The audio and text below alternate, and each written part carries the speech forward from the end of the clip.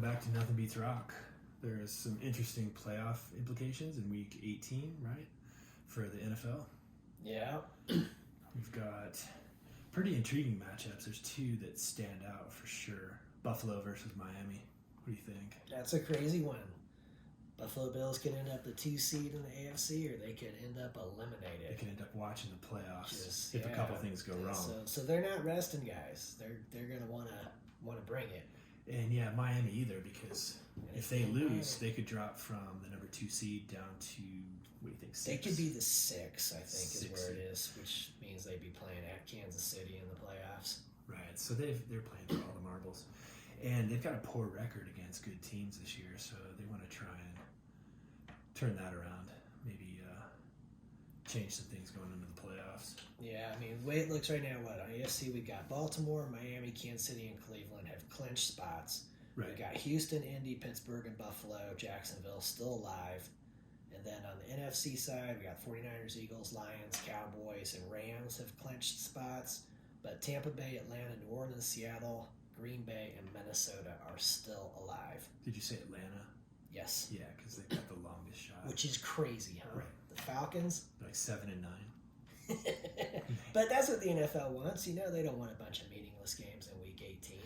No, there's not a bunch of meaningless games. There's some really good ones. Yeah, that leads us into, some of the question about if we're going to arrest guys or not and everything with, certain teams that don't have meaningful games this weekend. But we've got, so the primetime Sunday night game is Buffalo at Miami. Yeah. And that one is huge. There's also the primetime game on Saturday, Indianapolis and Houston. I think that's Indianapolis. Too. So both of those games are huge. I think they're going to play their best. If CJ Stroud shows up, he's the difference for Houston. They were looking really solid when he was going, and then he, got injured and kind of opened the door for some other teams. But then again, Jacksonville, I mean, they've had injuries too. Sure. Trevor Lawrence has been, injured a lot this season, so Jacksonville needs to win, but they've got Tennessee. That's not a huge hurdle. But then, so outside of the two really marquee games for the week, the other games offer the chance for teams to rest players because either they don't think they're a big deal or they're resting for the first week of the playoffs. Yeah, like Baltimore and San Francisco, they've locked up the 1 seeds, so they're going to rest some guy. Kansas City has locked up the 3. If they win, they can't move up, and they can't move down by losing, so they're going to rest Mahomes. Cleveland has locked up number 5, so they're resting Flacco. They can't move up or down. So, and what we're thinking, Matt Stafford is also resting this week. Right. And, so Jackson, Mahomes, Flacco, Purdy, and Stafford. Right. I think historically it's a bad idea to rest. You just lose the sync of your offense, especially for those number 1 teams, because they're not only going to rest this week, but they also get a first-round bye for the playoffs. Yeah, so you're thinking it'd be better to approach it like a preseason game. Be like, I think that would be way better. Play for a quarter. And especially for Baltimore and for San Francisco. Do you really want your starters to have 2 weeks off? I mean, you probably do for health reasons, but for the continuity of the offense, no. Right. I think you definitely want to play them. So if you approach it like a preseason game, give them meaningful snaps, but also get, some of your backups meaningful snaps that'll pay off later. Yeah, well, I think it was 2019. Baltimore was the 1 seed, and they rested Lamar Jackson, and then they lost in the first round. I think that's happened over and over throughout NFL history. Yeah, it's just a bad idea. I kind of want to say they may have lost it. Tennessee maybe took out the Patriots. Well, whatever it was, we know, that it has a way of backfiring. Yeah, and then the other teams, Kansas City, Cleveland, and the LA Rams resting Mahomes, Flacco, and Stafford. That's just this week. They're not having 2 weeks off. They definitely don't get 2 weeks off. I would be hesitant to rest Kansas City. I just think they're already kind of out of sync.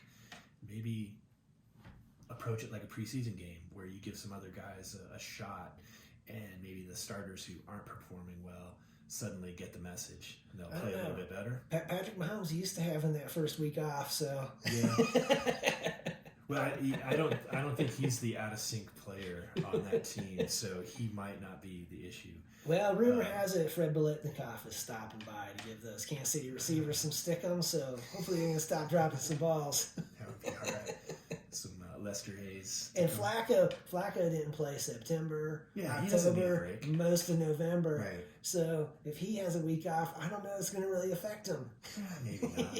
He seems like he can just come in off the street and sling that ball. Sure. He could play this week, just hand off more. Yeah. I just think it's probably, I don't know if it's worth the risk of missing out. Well, I think the Steelers are probably going to be pretty happy that Jackson's resting this week since they're still alive, and it seems like Baltimore's saying, we're not really even going to try that hard to beat you guys. So True, that does help Pittsburgh, but Pittsburgh seems to have a lot of internal problems anyway. I'm not sure all the weirdness of the scenario for them to make it, because I don't think just beating Baltimore gets them in. There's a bunch of other things. Oh, no, they need to beat Baltimore, and then Buffalo needs to lose, and then I think Indianapolis and Houston need to tie. That's such a long shot. Yeah, there's some weird stuff there. No, I think for the most part, the most intrigue for the playoff scenarios is on the AFC side.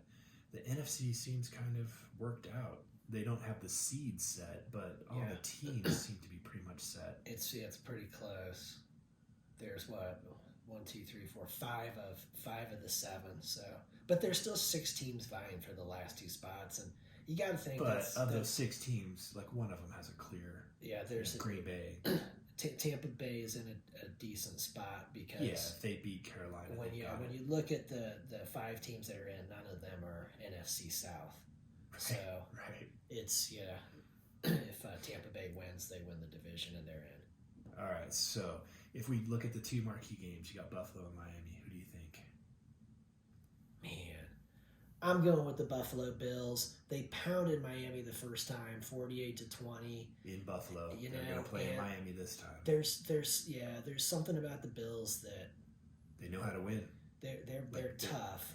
The Bills don't seem to run out front and stay out front. They seem to like it. They're having their backs against the wall. I think the Buffalo Bills too. Yeah, I would pick Buffalo in that one. I think they've been in the playoffs for a few weeks since they fired their offensive coordinator, and that made a big difference. That's crazy. When that happened, I thought that they were done. I was thinking McDermott's going to get fired at the end of this year. Right. He hasn't gotten it done. Right. Now he's flailing about, firing coaches, but hey, man, I think they're 6-1 since then or something like that. So. And the quarterback straightened out. All of a sudden, he's not making crazy mistakes. I think Buffalo. And then Indianapolis, Houston. They play that in Indianapolis. That's it's in Indy? Yeah, I believe so. I'm going with the Colts. The Colts? Hey, they beat the Raiders last week. Yeah, no, that's going to be a tough one.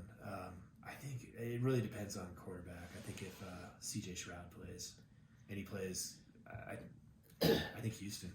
So we'll see. I know C.J. Stroud. He is good.